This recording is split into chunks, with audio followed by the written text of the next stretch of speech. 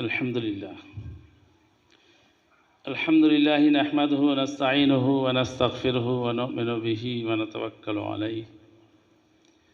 ونعوذ بالله من شرور أنفسنا ومن سيئات أعمالنا ومن يهد الله فلا مضل له ومن يضلله فلا هادي له ونشهد أن لا إله إلا الله ونشهد أن محمدا عبده ورسوله قال الله تبارك وتعالى في القرآن المجيد والفرقان الحميد فأعوذ بالله من الشيطان الرجيم بسم الله الرحمن الرحيم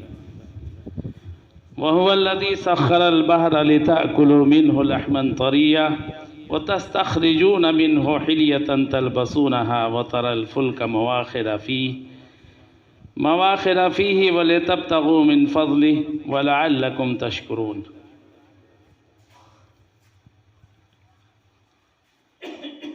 محترم حضرات، سامعین کرام، عزیز ساتھیوں، یہ سورہ نحل کی 14ویں آیت ہے، جس کا ترجمہ یہ ہے کہ وہ اللہ جس نے مسخر کیا سمندر کو تاکہ تم ان سے کھاؤ لحمن طریا، تر و تازہ مچھلیاں۔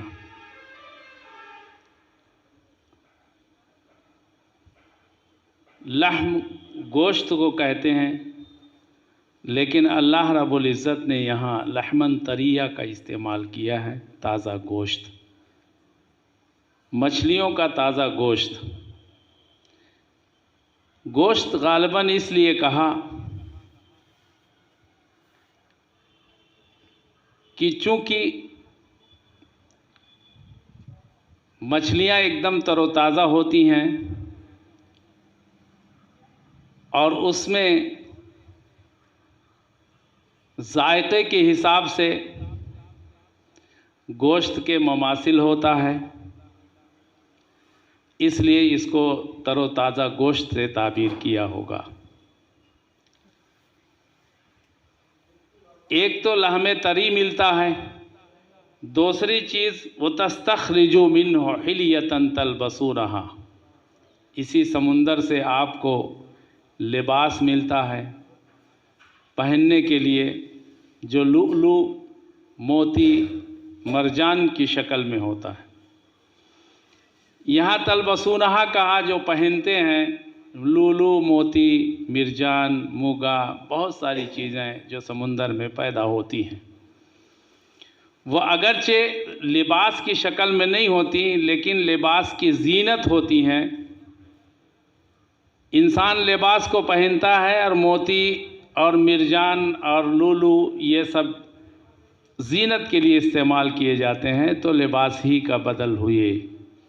یا تو اس کا یہ بھی مطلب لیا جا سکتا ہے کہ اس سے پیسے حاصل ہوں گے اور پیسہ حاصل ہونے کے بعد لباس اور مختلف قسم کی چیزیں خریدی جا سکتی۔ تو سمندر سے ایک فائدہ تو یہ ہے کہ مچھلیاں ملتی ہیں، دوسرا فائدہ یہ ہے کہ اس سے موتی، موگا اور بہت ساری مرجان، بہت سارے موتیاں ملتی ہیں، قیمتی پتھر ملتے ہیں۔ اور تیسرا فائدہ اللہ رب العزت نے بیان کیا سمندر کا، وَتَرَى الْفُلْكَ مَوَاخِرَ فِيهِ، اور تم دیکھتے ہو کہ کشتیاں اس کے چیرتے ہوئے نکل جاتی ہیں۔ کشتیاں سمندر کے لیے بنا دیا تاکہ سمندر کے اوپر بھی سفر انسان کے لیے آسان ہو جائے،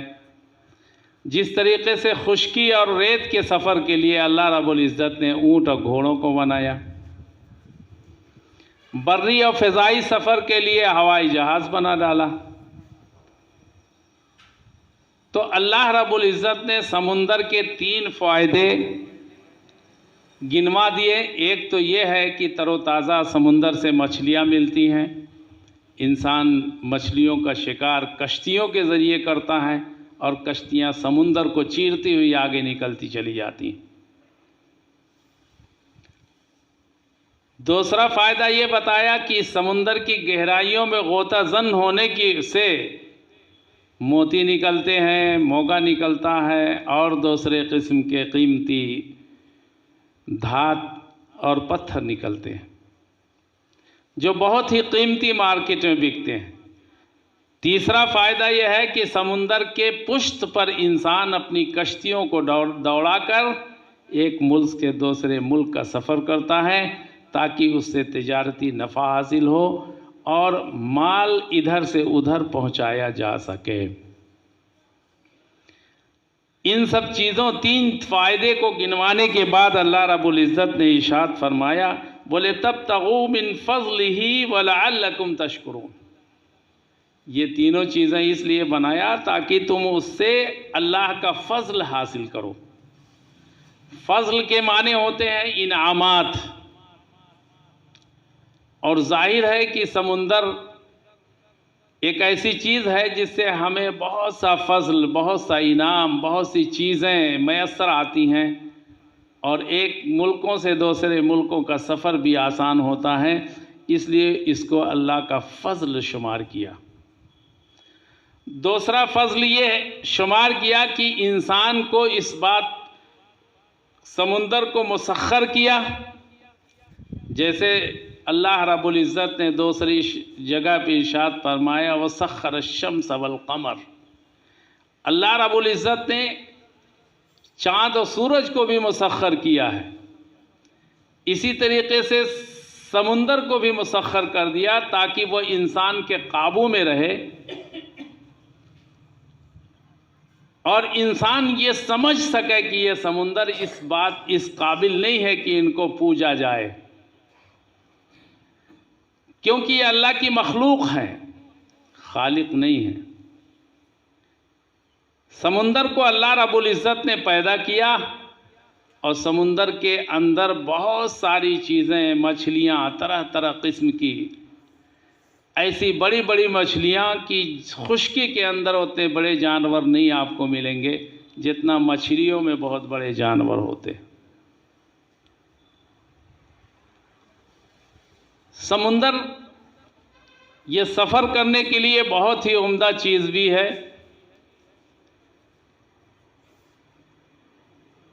ایک ملاح جو کشتی کو چلا رہا تھا، اس پہ ایک سائنسداں آ کے بیٹھے، سوار ہوئے۔ جب کشتی سمندر کے اندر آگے بڑھی تو سائنسداں نے ملاح سے کہا کہ تم نے کچھ علم بھی حاصل کیا ہے؟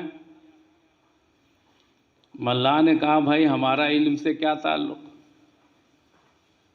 ہم تو اپنے آباء و اجداد کے تجربات پہ چلتے ہیں۔ ہمارے باپ نے کشتی چلائی تھی، ہم بھی کشتی چلا رہے ہیں، ان کے باپ نے چلائی تھی، وہ بھی چلا رہے ہیں، تو نسلاً بعد نسلیں ہمارا پیشہ ہی کشتی چلانا ہے، اس لیے ہمارا علم سے کوئی تعلق نہیں ہے اور نہ علم سے ہم کو کوئی نفع حاصل ہوگا۔ سائنسداں صاحب نے کہا کہ پھر تو تمہاری آدھی زندگی بیکار ہے۔ جب کشتی بہت آگے بڑھی، بیچوں بیچ پہنچی تو کشتی ڈاماڈول ہونے لگی، ادھر ادھر ہلنے لگی اور یہ لگنے لگا کہ اب کشتی ڈوب جائے گی، اب بچنے کا کوئی راستہ نہیں۔ تو ملاح نے سائنسداں صاحب سے کہا کہ سائنسداں صاحب آپ نے تو بہت بڑا علم حاصل کیا ہے، اب کشتی کو بچا لیجئے۔ اپنے علم کے ذریعے سے کشتی کو بچا لیجئے۔ تو سائنسدان صاحب نے کہا کہ بھئی میں کشتی کو کیسے بچاؤں، میرے پاس سائنس کا علم ہے لیکن کشتی کو بچانے کا علم نہیں ہے۔ تو ملاح نے کہا کیا آپ تیرنا جانتے ہیں؟ تو انہوں نے کہا کہ ہم تیرنا بھی نہیں جانتے۔ تو ملاح نے کہا کہ جب آپ تیرنا بھی نہیں جانتے، نہ کشتی کے بچانے کا طریقہ جانتے ہیں، تو آپ یہ سمجھ لیجئے کہ یہ کشتی اب چند لمحوں میں ڈوبنے والی ہے اور آپ بھی ڈوب جائیں گے، کشتی بھی ڈوب جائے گی، میں تو ملاح ہوں، میں تیر کے دریا پار کر لے جاؤں گا، تو میری تو آدھی زندگی علم نہ ہونے کی وجہ سے آپ نے کہا تھا کہ بیکار ہے، اب آپ لیجئے، آپ کی تو پوری زندگی بیکار ہے۔ آپ کو تیرنے کا علم نہیں ہے اور سفر سمندر کا کر رہے ہیں، تو جس چیز کا سفر کر رہے ہیں اس کے متعلقات کا علم نہ آپ کو ہے، نہ تیرنے کا علم ہے، تو آپ کی پوری زندگی بیکار ہے۔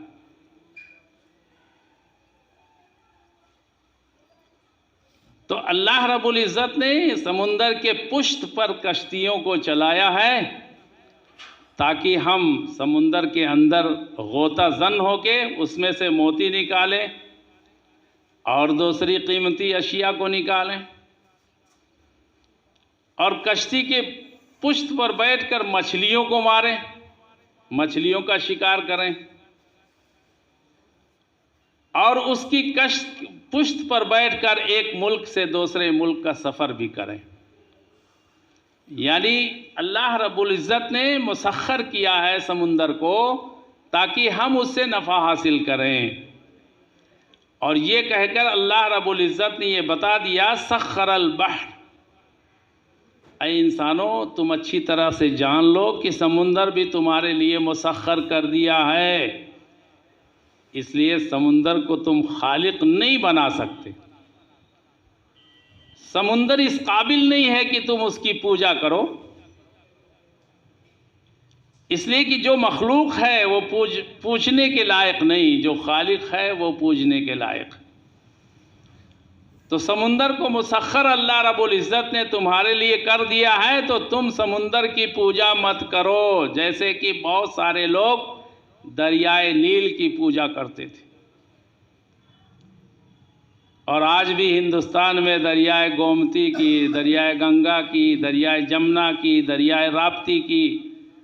اور ان دریاؤں کی پوجا بھی کرتے ہیں اور اس کو مائی بھی کہتے ہیں، حالانکہ قرآن نے صاف لفظ میں بیان فرما دیا سخر البحر، سمندر کو ہم نے مسخر کر دیا ہے، اور سمندر کا لفظ بول کر اللہ رب العزت نے یہ بتا دیا کہ سمندر کس کو کہتے ہیں۔ سمندر وہ چیز ہے جس میں پانی کی بہت وافر مقدار ہو، اس کی لمبائی چوڑائی بھی بہت زیادہ ہو،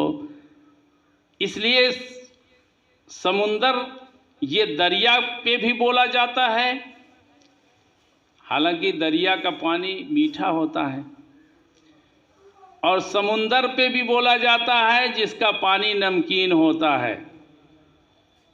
تو گویا کہ ان پانیوں پہ بولا جاتا ہے جو بہت لمبی چوڑی ایریے میں وسعت کے ساتھ بہتی ہو، خواہ اس کا پانی میٹھا ہو یا اس کا پانی نمکین ہو، اور یہ اللہ رب العزت کا بہت بڑا انعام و احسان ہے، اسی لیے کہا وَلِتَبْتَغُوا مِن فَضْلِهِ، اور اس سمندروں سے، ان دریاؤں سے اللہ کے فضل کو تلاش کرو، اور اللہ کا فضل کتنا بڑا ہے کہ اس نمکین پانی سے بڑی بڑی مچھلیاں ملتی ہیں جو کھانے میں خوش ذائقہ ہوتی ہیں، اور دریا جو میٹھا ہوتا ہے اس میں سے بھی ایسی بڑی بڑی مچھلیاں ملتی ہیں جو کھانے میں خوش ذائقہ ہوتی ہیں، تر و تازہ، لحمن طریہ، ایسا گوشت جو بالکل تازہ ہو، اور مچھلیوں کی ایک صفات یہ بھی ہے کہ مچھلیوں کو ذبح کرنے کی بھی ضرورت نہیں ہے، وہ خود حلال ہے، حالانکہ خشکی کے اندر جو جانور موجود ہیں اگر وہ حلال ہیں، پھر بھی اگر اس پر اللہ کا نام لے کر ذبح نہ کیا جائے تو وہ جانور کھانا حرام ہوگا۔ وما احل لغیر اللہ، اور ایسے جانور بھی جو اللہ کے علاوہ نام پر متعین کر دیے گئے ہوں، کسی بابا کے نام پر، کسی مزار کے نام پر، کسی اور دوسرے کے نام پر، تو وما احل لغیر اللہ، جو غیر اللہ کے نام پر بھی ذبح کیا جائے گا وہ جانور بھی حرام ہوگا، اگرچہ اس پر بسم اللہ پڑھی جائے۔ تو یہ اللہ کا بہت بڑا فضل و انعام ہے کہ اس نے مچھلی کو لحمن طریہ کہا، جس کو ذبح کرنے کی بھی کوئی ضرورت نہیں ہے، وہ حلال جانور ہے۔ تو اللہ نے ان آیت کے اندر وَسَخَّرَ الْبَحْرَ لِتَأْكُلُوا مِنْهُ لَحْمًا طَرِيًّا، سمندر کو مسخر کیا تاکہ اس سے بہت بہترین اور تازہ دم گوشت کھائیے. وَتَسْتَخْرِجُوا مِنْهُ حَلْيَةً تَلْبَسُونَهَا، اور اس سے موتی کو نکالو اور دوسرے سمندر کے جو قیمتی پتھر ہیں، قیمتی موتی ہیں، مرجان ہے، یاقوت ہے، بہت ساری چیزیں نکالو اور اس کے اوپر سواری کرو کشتیوں کو، ایک ملک سے دوسرے ملک تک لے جاؤ تاکہ لِتَبْتَغُوا مِنْ فَضْلِهِ، اللہ کے فضل کو تلاش کرو. اور ظاہر ہے کہ اللہ کا بہت بڑا فضل ہے. اگر کسی کو اللہ کا فضل حاصل ہو، اس سے پتہ چلتا ہے کہ اللہ نے کسی کو دولت دیا ہے، اپنے انعامات سے نوازا ہے، خوشی دی ہے، غم سے بری کیا ہے، تو اس کو سب سے پہلے یہ چاہیے کہ وَلَعَلَّكُمْ تَشْكُرُونَ، وہ اللہ کا شکریہ ادا کرے. ایسا نہ ہو کہ ان چیزوں کو پا کر دنیا میں ایسا مست ہو جائے کہ اللہ کی ناشکری کرنے لگے، بلکہ اللہ نے اگر انسان پہ فضل و انعام اپنا کیا ہے تو اس کے اوپر یہ ضروری ہے کہ اس کا شکر ادا کرے. اللہ رب العزت ہم کو آپ کو دین کی باتوں پر عمل کرنے کی توفیق عطا فرمائے. وآخر دعوانا الحمد